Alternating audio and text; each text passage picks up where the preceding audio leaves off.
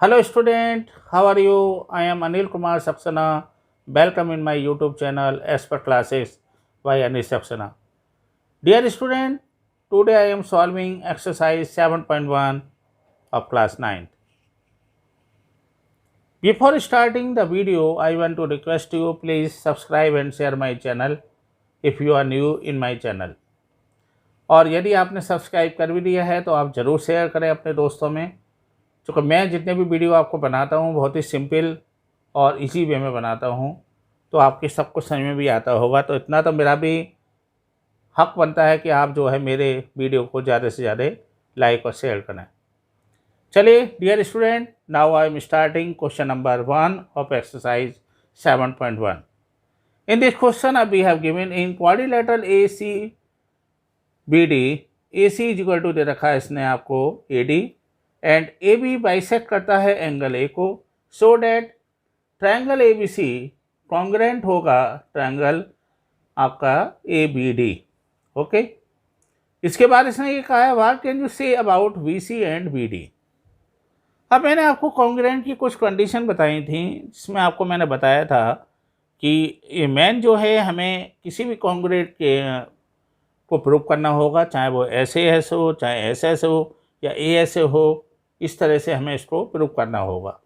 तो यहाँ पर प्रीवियस वीडियो में मैं भी आपको सॉल्व करवा चुका हूँ, व्हेन आई कंप्लीटेड एक्सरसाइज 6।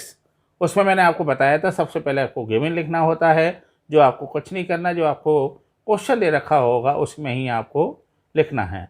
तो quadrilateral A C B D दे रखा है, ए सी बराबर ए डी दे रखा है, और ए भी बाइसेक्ट करता है एंगल ए। अब आप कह रहे होंगे बाइसेक्ट क्या? बाइसेक्ट का मतलब हो गया दो इक्वल भागों में इसको डिस्ट्रीब्यूट करना, बाइसेक्ट कहलाता है एंगल को।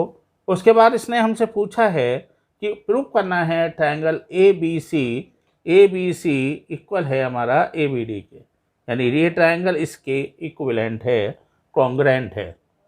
और कॉन्ग्रेंट का मैंने आपको बताया था यदि शेप एंड साइज में इक्वल हों तो कॉन्ग्रेंट होंगे। इसका मतलब क्या है? सबसे पहले हम इसको प्रूव करते हैं। प्रूव करने के लिए मैं इसको ये करूँगा, पहले तो मैं इसको या तो ऐसे एस के रूप में बनाऊंगा, यदि मैं ये वाला साइड ले लूँगा तो एक एंगल ले लूँगा और फिर मैं साइड को प्रूव कर दूँगा, और फिर मैं उसके पास न करने के बाद देखता हूँ कौन सा रूल अप्लाई होता है। तो सबसे पहले आपने क्या करा, in triangle A B C and triangle A B D जो दे रखा है वो ही मेरे को लेना है। सबसे पहले उसने दे रखा है आपको ए सी बराबर ए डी, मैं नहीं लिख रहा हूँ, जो दे रखा है वो ही मैं लिखूँगा। तो ए सी बराबर ए डी इसने आपको दे रखा है, और ए सी बराबर ए डी मुझे क्या बता रहा है कि इसका मतलब साइड इक्वल हैं, यानी एस पहले आ गया, और इसका मतलब मैं ऐसे एस बना दूँ इसे यदि। और इसने ये बात और आपको दे रखी है कि चूंकि ए जो है एंगल ए बाइसेक्ट करता है किसको, ए बी को बाइसेक्ट करता है एंगल ए, इसने देखा A B bisect angle A. इसका मतलब क्या हो गया कि हम ले लेंगे एंगल सी ए बी बराबर होगा एंगल बी ए डी। तो वैसे देखिए सी ए बी बराबर है बी ए डी, चूँकि जब बाइसेक्ट करता है तो ये भी आपके इक्वल आएंगे। और इसमें आप चाहो तो कंडीशन भी लिख सकते हैं, ए बी बाइसेक्ट कर रहा है क्या, एंगल ए। और आपको एक बात और भी पता चल रही है कि ए बी जो है वो कॉमन है, ए बी बराबर ए बी, ये भाई आपका क्या है, कॉमन है। तो भाई बिल्कुल इजी है। अब देखिए ये आपकी हो गई साइड, ये हमने एंगल प्रूव कर दिया, यानी सी ए बी बराबर बी ए डी के हमने प्रूव कर दिया कि यदि सी ए बी यानी ये एंगल इस एंगल के बराबर है तो मुझे एंगल प्रूफ हो गया। और तीसरा मैंने क्या प्रूव करना है, जब मुझे एस मिल गया, ए मिल गया, तो एस और प्रूव कर दूँ मैं। तो मैं इस बात को प्रूव कर सकता हूँ कि मेरी जो एस है, यानी जो मेरी ये वाली जो भुजा है ये क्या है, कॉमन है। तो ये आप यदि ध्यान से देखें तो ये एस, ये ए और ये एस, तो इसका मतलब एस ए एस जो है आपका रूल लगेगा, और जब एस ए एस रूल लगेगा तो ये बन जाएगा triangle A B C congruent होगा किसके, एंगल ए बी डी के।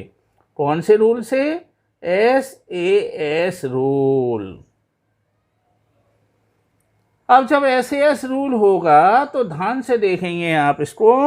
इसका मतलब हम ये कह सकते हैं कि दोनों ही जो है,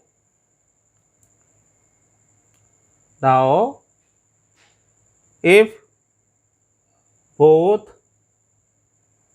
ट्रायंगल ABC कॉन्ग्रेंट है ट्रायंगल ABD के, तो इसका मतलब ये हो गया कि हमारा BC और BD भी तो होंगे जब AC और ये हैं। और उसने पहले ही हमसे कह रखा है जब ये कॉन्ग्रेंट है तो शेप एंड साइज भी इक्वल होंगे, और जब शेप एंड साइज इक्वल होंगे तो इसका मतलब ये हो गया कि BC बराबर भी BD होगा। और क्यों बराबर होगा, क्योंकि हम जानते हैं CPCT रूल, CPCT भी देखते हैं, corresponding part of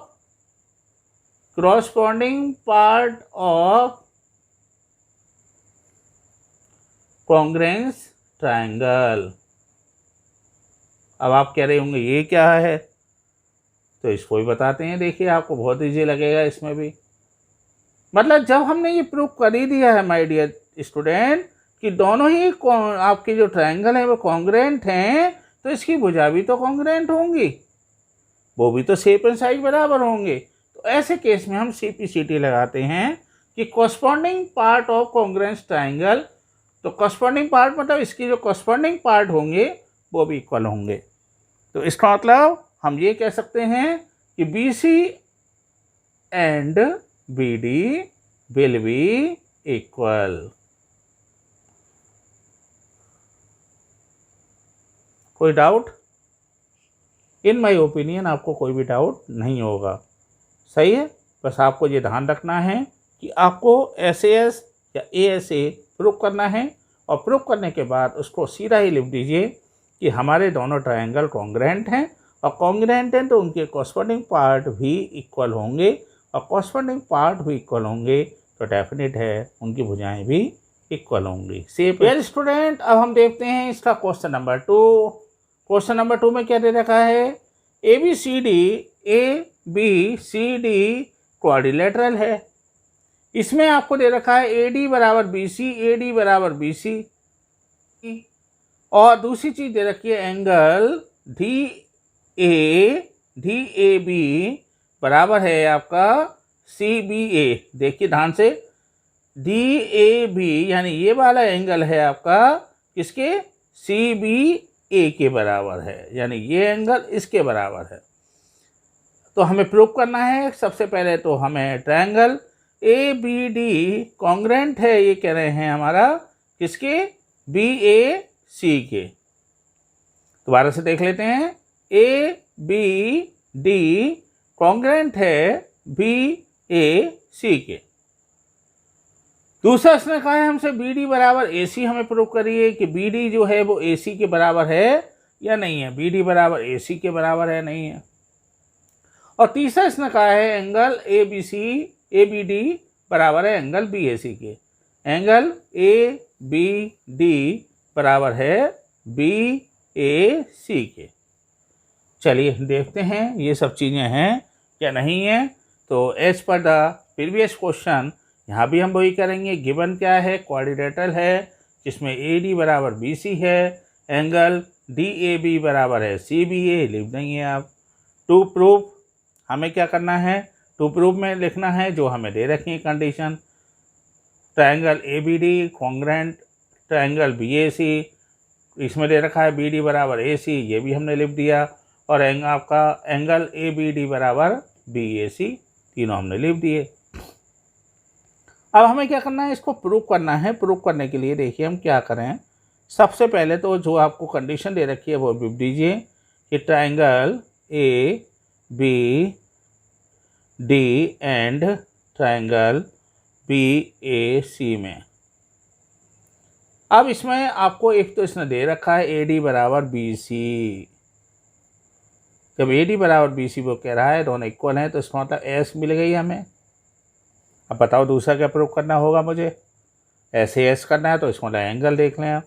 दूसरा इसने एंगल दे रखा है हमें क्या, दूसरा एंगल दे रखा है हमें DAB बराबर एंगल CBA, ये भी दे रखा है। Very nice. और भी इजी कर दिया इसने हमें, ये दे रखा है। तो आप देख रहे हैं यहाँ पर S मिल गया, A मिल गया, अब S और चाहिए। जरा ध्यान से देखें हम, आपका जो AB है वो दोनों में कॉमन है। अब आप कहेंगे कॉमन कैसे है, जरा देखें हम। एक तो हमारा दे रखा है इसने DAB और दूसरा है आपका, दूसरा दे रखा है CBA। तो इसका मतलब AB क्या है, हमारे दोनों में कॉमन है। तो AB बराबर क्या दे रखा है, AB, और जो क्या है हमारा कॉमन है। इजी लगा नहीं लगा? सबसे पहले देखो मैंने कहा आपसे AD बराबर BC दे रखा है, हमने भी लिख दिया। उसने हमें ये रिप्रेजेंट कर दिया कि ये इसकी साइड है, ऐसे यानी। दूसरा उसने हमें एंगल भी दे दिया कि एंगल जो हमारा DAB है वो CBA किसके बराबर है, CBA के बराबर है। ये भी हो गया एंगल।